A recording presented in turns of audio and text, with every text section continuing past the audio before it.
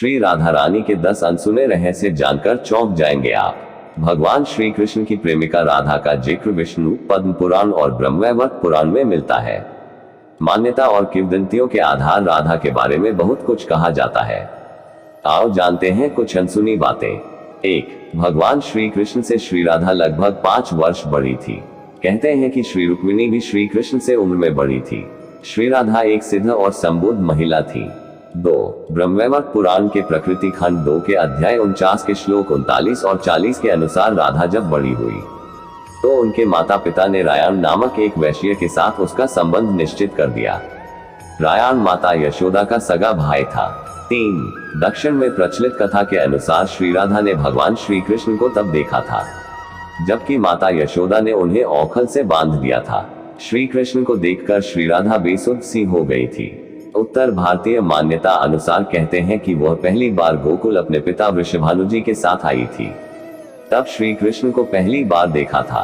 कुछ विद्वानों के अनुसार संकेत तीर्थ पर पहली बार दोनों की मुलाकात हुई थी। 4. श्री राधा का पहला नाम वृषभानु कुमारी था क्योंकि वह वृषभानु की पुत्री थी। 5. गर्ग संहिता के अनुसार एक जंगल में स्वयं ब्रह्मा ने श्री राधा और श्री कृष्ण का बचपन में ही गंधर्व विवाह करवाया था। श्री कृष्ण के पिता उन्हें अक्सर पास के भंडर ग्राम में ले जाया करते थे, जहां राधा रानी भी अपने पिता के साथ आती थी। वही दोनों का विवाह हुआ था। 6. श्री राधा के परिवार को जब पता चला कि यह श्री कृष्ण की मुरली सुनकर उनके प्रेम में नाचती हुई उनके पास पहुंच जाती है, तो उन्होंने श्री राधा को घर में ही कैद कर दिया था। तब श्री कृष्ण ने अपने साथियों सहित एक दिन उन्हें रात में कैद से मुक्त कराकर उद्धव और बलराम सहित अन्य सखियों के साथ रात भर नृत्य किया था। ये रात पूर्णिमा की रात थी जब महारास हुआ था। बाद में श्री राधा की मां राधा के कक्ष में गई तो राधा उन्हें वहां सोते हुए मिली। 7. भगवान श्री कृष्ण के पास एक मुरली थी जिसे उन्होंने राधा को छोड़कर मथुरा जाने से पहले दे दी थी।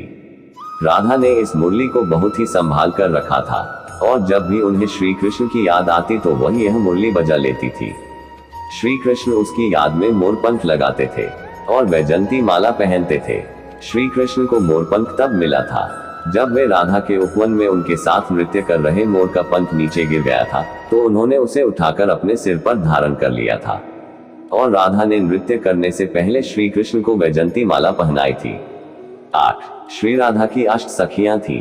ब्रह्मवैवर्त पुराण के अनुसार सखियों के नाम इस तरह हैं: चंद्रावली, श्यामा, शैव्या, पद्या, राधा, ललिता, विशाखा तथा भद्रा। कुछ जगह ये नाम इस प्रकार है: चित्रा, सुदेवी, ललिता, विशाखा, चंपकलता, तुंगविद्या, इंदुलेखा, रंगदेवी और सुदेवी। कुछ जगह पर ललिता, विशाखा, चंपकलता, चित्रा देवी, तुंगविद्या, इंदुलेखा, रंगदेवी और कृत्रिमा मनेली। इनमें से कुछ नामों में अंतर है। सभी सखियां श्री कृष्ण और श्री राधा की सेवा में लगी रहती थी। सभी के कार्य अलग अलग नियुक्त थे। श्रीधाम वृंदावन में इन अष्ट सखियों का मंदिर भी स्थित है। 9. पौराणिक मान्यता के अनुसार श्री कृष्ण गोवर्धन में गौचारण करते थे। इसी दौरान अरिष्टासुर ने गाय के बछड़े का रूप धर के श्री कृष्ण पर हमला करना चाहा, लेकिन श्री कृष्ण ने उसका वध कर दिया। राधा कुंड क्षेत्र श्री कृष्ण से पूर्व राक्षस अरिष्टासुर की नगरी अर्धवन थी। अरिष्टासुर से ब्रजवासी खासे तंग आ चुके थे, इस कारण श्री कृष्ण ने उसका वध कर दिया था। वध करने के बाद राधा जी ने बताया कि आपने गौवंश के रूप में उसका वध किया है, अंततः आपको गौवंश हत्या का पाप लगेगा। यह सुनकर श्री कृष्ण ने अपनी बांसुरी से एक कुंड खोदा और उसमें स्नान किया।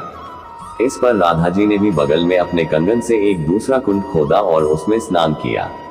श्री कृष्ण के खोदे गए कुंड को श्याम कुंड और राधा जी के कुंड को राधा कुंड कहते हैं। 10. मथुरा जाने के बाद राधा और कृष्ण का कभी मिलन नहीं हुआ। हाँ, श्री कृष्ण का संदेश जरूर ले गए थे। कहते हैं कि इसके बाद राधा और श्री कृष्ण की अंतिम मुलाकात द्वारिका में हुई थी। सारे कर्तव्यों से मुक्त होने के बाद राधा आखिरी बार अपने प्रियतम कृष्ण से मिलने गई। जब वे द्वारका पहुंची तो उन्होंने कृष्ण के महल और उनकी 8 पत्नियों को देखा। जब कृष्ण ने राधा को देखा तो वे बहुत प्रसन्न हुए। तब राधा के अनुरोध पर कृष्ण ने उन्हें महल में एक देविका के पद पर नियुक्त कर दिया। कहते हैं कि वहीं पर राधा महल से जुड़े कार्य देखती थी और मौका मिलते ही वे कृष्ण के दर्शन कर लेती थी। एक दिन उदास होकर राधा ने महल से दूर जाना तय किया।